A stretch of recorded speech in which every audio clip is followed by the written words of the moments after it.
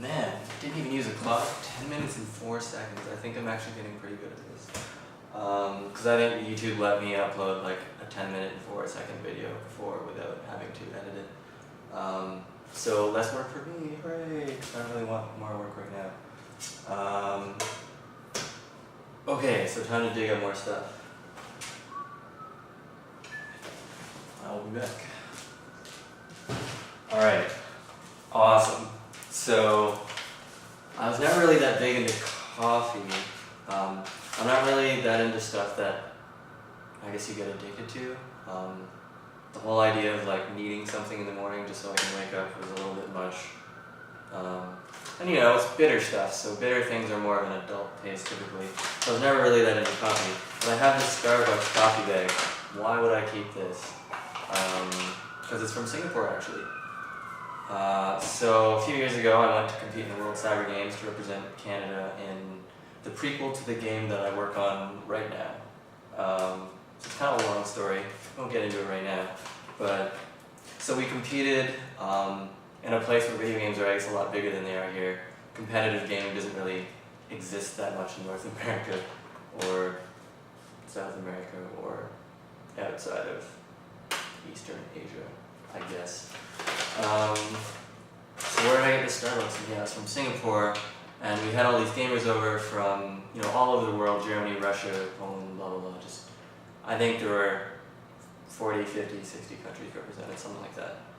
So there are all these reporters from kind of the gaming community who would come out and do polls and interviews with gamers. And this one kind of really cute, I think she was Korean, I couldn't really tell. Yeah, she must have been. Reporter was like, hey, do you want to do an interview? And I was like, hell yes. Because I hadn't done any interviews. Come on, give me a break here. Anyways, so she did an interview on like online gaming, like free online gaming where they let you play for free, but then they let you get better stuff if you're willing to pay like 10 cents, 20 cents, 30 cents, $1. It's like microtransaction gaming, which is actually something my company's getting into a little bit. So it'll be interesting to see. But she's asking, what my thoughts were on that sort of product angle, and if I was interested, and if games were like that, what I would think or what would interest me.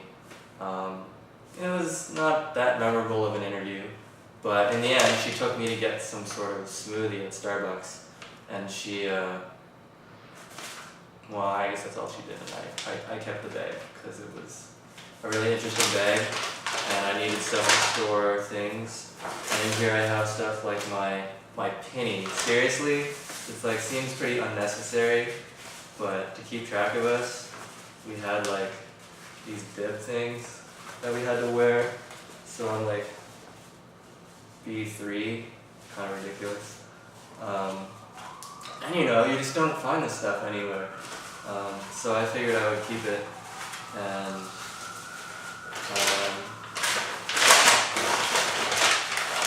what else is there? The rest of it's just kind of like random stuff.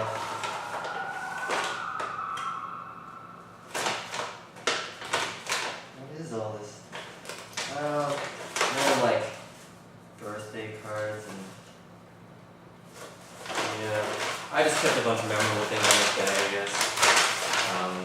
Maybe some of your personal I just won't bring it up. How am I doing for time? Alright. What else do we got here?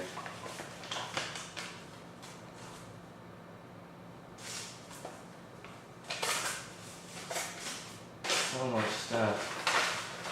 Alright. So I got 4 things here. One is my biggest regret in life, and that's something I just never did, and I never had the courage to do. And by the time I actually came in contact with it and got a chance to do it, it was just too late. Well, it's not too late. I might take it up someday. But my parents eventually found out I was into goaltending and ice hockey. Super fun, pretty scary, but when I tried it, I was like, man, this position is just so awesome. I just couldn't stop playing it when we just play road hockey with the guys in the summer, like every day. So they got me the Hockey Goalie's Handbook. I think it was a couple years ago for Christmas. If I'm wrong, sorry, I don't remember exactly when I get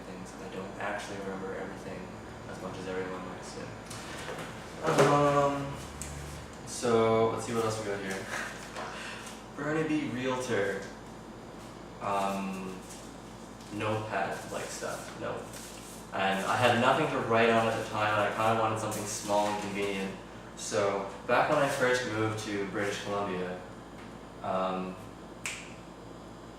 I lived with my best friend Jeff and a couple of his friends, and they were just finishing up school.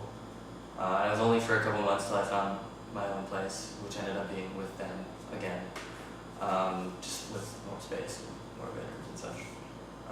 But one thing I definitely brought there was my piano, and I wrote kind of like all these like 5-second tunes on these notepads things, and I haven't really fleshed them out or documented them, so I don't think it's right to throw them away. Maybe there's some good ideas there, you never know. I'm sure most, if not all of them, are terrible, but we'll see, right? Oh, this pen, Jesus, so many.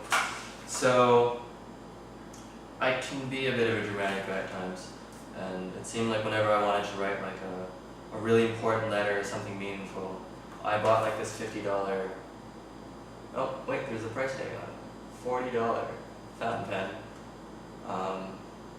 and to try and write nice and recursively and have it not look terrible. Ballpoint pen seems kind of unreliable. Anyways, I've kept it this whole time, and I never used up more than the initial first ink cartridge. I've written some interesting letters here. Most of them, thankfully, I never sent. See, now your mind's just spinning with what it could be. But I guess I kept the pen. Alright, this one's awesome. This is my original Game Boy. It's called the Bible, just because it's huge. It's compared to all the new like handheld devices and such, this thing is gigantic. I don't know if you're from the future watching this, where you play it on your hand or on your glasses, or you're in cars that finally fly, because I keep saying that's going to happen someday.